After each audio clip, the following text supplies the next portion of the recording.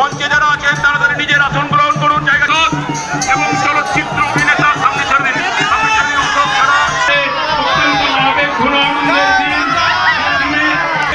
আমাদের তৃণমূল কংগ্রেসের প্রার্থী জল সভাপতি বিনয় এবং উপপ্রধান অশোক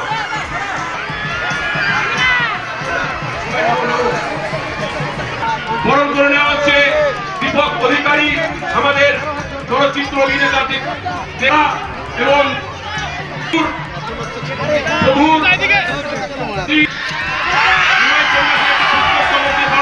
উজ্জ্বল চট্টোপাধ্যায় তার চরণাশ্রিত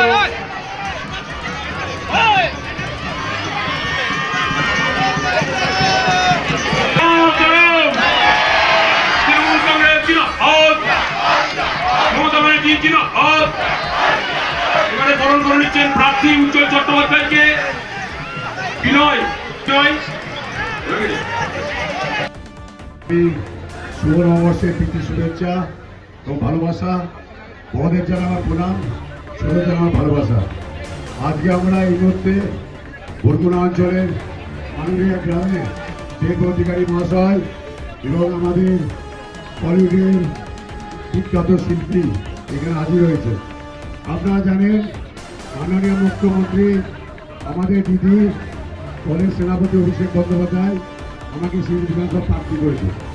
আমার পূর্বের বক্তার কাছে সবাই শুনলেন আপনারা আগামী দিন কাকে চাই, মোদী সরকার না দিদি সরকার, তাকে আপনারা সবসময় পাশে পান, তার প্রকল্প আপনারা ঘরে ঘরে পান। এইটাই আগামী দিন এই দিন আপনারা ভোট পাচ্ছি তার আশীর্বাদ করবেন জয়পুর চিহ্নে ভোটার দিবে। আমাদের মাননীয় সংসদ সেগুলো অধিকারী কিভাবে এত গরমে ভালো আছে বলুন তো।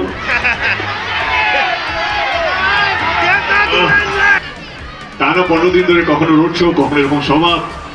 আজকে সত্যি শরীরটা খারাপ, মাথা ঘুম ঘুম করে ঘুরছে, মাথা ব্যথা করছে। বাট এনিওয়ে, যেটা আসল কথা সেটা হচ্ছে 23 তারিখে আমাদের এখানে নির্বাচন।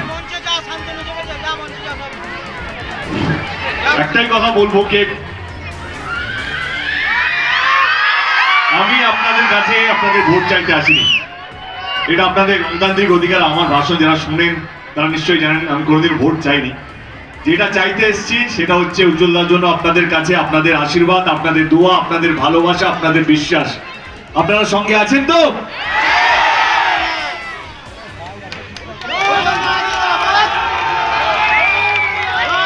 আপনাদের আশীর্বাদ যদি ওনার সঙ্গে থাকে তাহলে শুধু এই নির্বাচন নয়, জীবনে যে কোনো যুদ্ধ, যে কোনো জিনিস জিততে পারবে।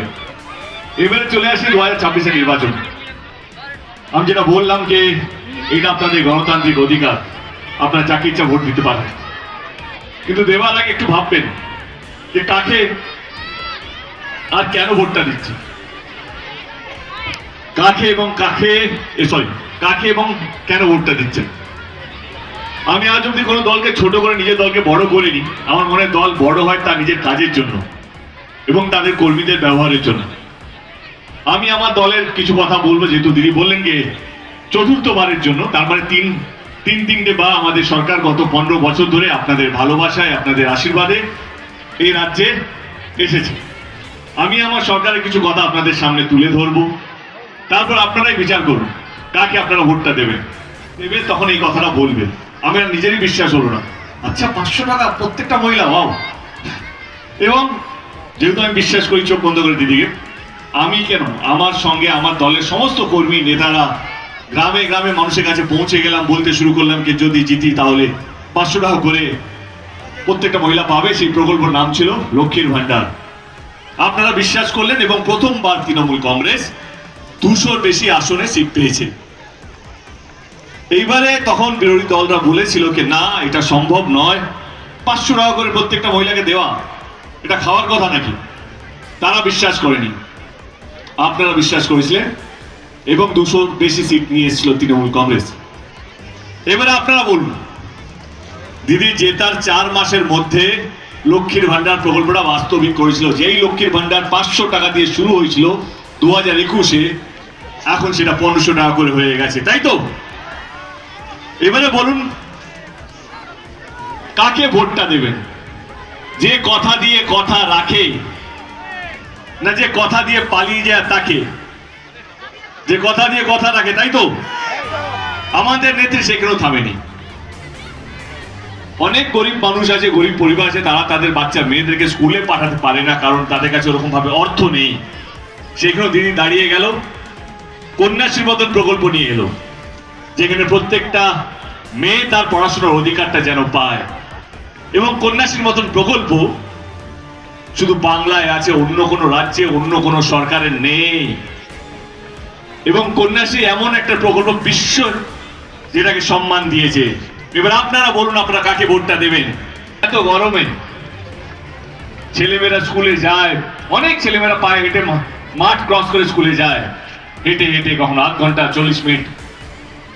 আমাদের নেত্রী সেখানেও দাঁড়িয়ে গেল, সবুজ সাথীর মতন প্রকল্প নিয়ে এলো, যাতে প্রত্যেকটা ছাত্র ছাত্রী তারা সাইকেল পেয়েছে, যাতে পায়ে হেঁটে নয় সাইকেলে করে স্কুলে যেতে পারে এত গরমে।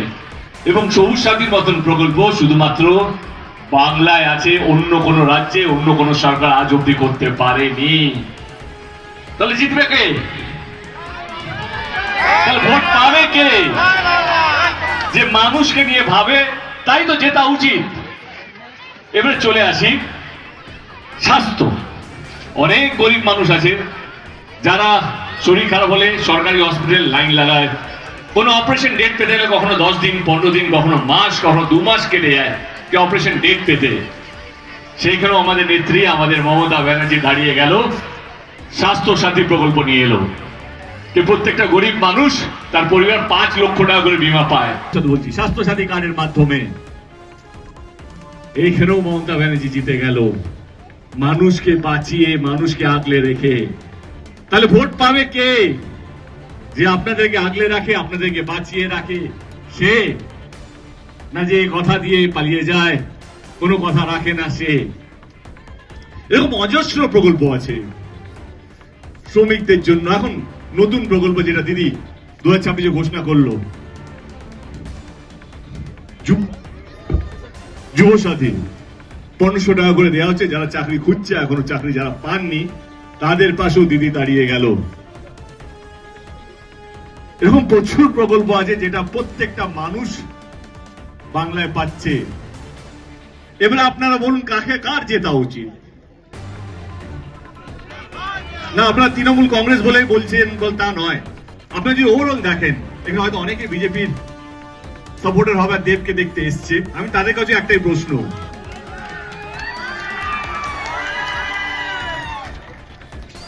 মানে আমি সবাইকে বলছি, মানে আমি তৃণমূল কংগ্রেস বলে তৃণমূল কংগ্রেসকে ভোটটা দিতাম কোনোদিন আজ অব্দি বলিনি। আমি কিছু কথা আমার দলে রেখেছি, যেই কথাগুলো মানবিক এবং মানুষের জন্য। আমি একটাই কথা বলতে চাই, 2026-এর নির্বাচন দেখলে মনে হয় যে না, এই নির্বাচনটা কেউ যদি জেতে, সে কতগুলো মন্দির করবে, কে কতগুলো মসজিদ করবে, এইটার নির্বাচন। কেউ বলছে বাবরি মসজিদ করছি, আমাকে ভোটটা দিন। কেউ বলছে জয় শ্রীরাম, আমরা হিন্দুকে বাঁচিয়ে রাখবো, আমাকে ভোটটা দিন।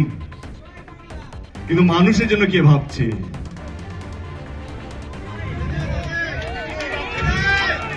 এই নির্বাচন শুধু নয়, বাংলার নির্বাচন শুধু নয়, আমার দেশের নির্বাচন, ভারতবর্ষের নির্বাচন শুধু নয়, পৃথিবীতে যে কোনো জায়গায় যে কোনো নির্বাচন কোন মন্দির, মসজিদ বা চার্চের জন্য হয় না। যে কোনো নির্বাচন হয় জেতার পর কে কতগুলো স্কুল করবে, কে কতগুলো হসপিটাল করবে, কে রাস্তাঘাট বানিয়ে রাখবে, কে আপনাদেরকে আগলে রাখবে, নির্বাচনটা হচ্ছে সেই নির্বাচন। যে কোনো নেতা, যে কোনো দলের এইটা কাজ নয় কে ধর্ম দিয়ে বিচার করা, কে হিন্দু কে মুসলমান। না, আমি একটা কথা গর্ব করে বলতে পারি যে আমাদের দল ধর্ম জেনে বা ধর্ম দেখে কাজ করে না। আমাদের দলের কাজটাই হচ্ছে ধর্ম। সেই ধর্মটা হচ্ছে মানুষকে আগলে রাখা, বাঁচিয়ে রাখা, মানুষকে এক রাখা। 23 তারিখে নির্বাচন, আপনারা দেখতেই পাচ্ছেন এসআইআর এর জন্য 90 লক্ষর মতন ভোটার চলে গেছে। আমার একটাই প্রশ্ন, এখনো কোর্টে কেস চলছে, যারা 90 লক্ষ তারা আর ভোট দিতে পারবে না বলে আমার যতদূর নলেজ। আমার একটাই প্রশ্ন, এসআইআর যদি হওয়ারই ছিল তো 2 বছর আগে কেন হয়নি? সবাই তো জানতো 2026-এ নির্বাচন। নির্বাচনের আগে কেন এটা শুরু হলো, 2 বছর আগে নির্বাচনের আগে কেন শুরু হয়নি? বাবা ভোট দিতে পারবে, তার ছেলে ভোট দিতে পারবে না, কারণ এসআইআর তার নাম নেই। মেয়ে ভোট দিতে পারবে, তার ভাই ভোট দিতে পারবে না, এরকম অনেক কেসেস আছে। তবুও বলবো আজকে দাঁড়িয়ে আপনাদের গ্রামে এসে, কে আমি গত 15 দিন ধরে দলের হয়ে প্রচার করছি, সমস্ত নর্থ বেঙ্গল থেকে সাউথ বেঙ্গল, মিদনাপুর থেকে 24 পরগনা, সব জায়গায় যাচ্ছি। আমি একটা কথা বলে যাই, যে যাই বলুক না কেন, যে যাই করুক না কেন, তৃণমূল কংগ্রেস 2021 থেকে অন্তত 5 থেকে 10টা সিট বেশি পাবে, এটা লিখে নিও। মানুষ এখনো মমতা ব্যানার্জির সঙ্গে আছে। 23 তারিখে নির্বাচন, যদি আপনাদের মনে হয় আমাদের দল, আমাদের নেত্রী মমতা ব্যানার্জি এবং আমাদের যিনি প্রার্থী উজ্জ্বল বাবু আপনাদের জন্য কাজ করতে পেরেছে, তাহলে ইভিএম মেশিনে 2 নম্বর বাটন টিপে আমার এই দাদাটাকে বিপুল ভোটে জয়যুক্ত করবেন। হ্যাঁ,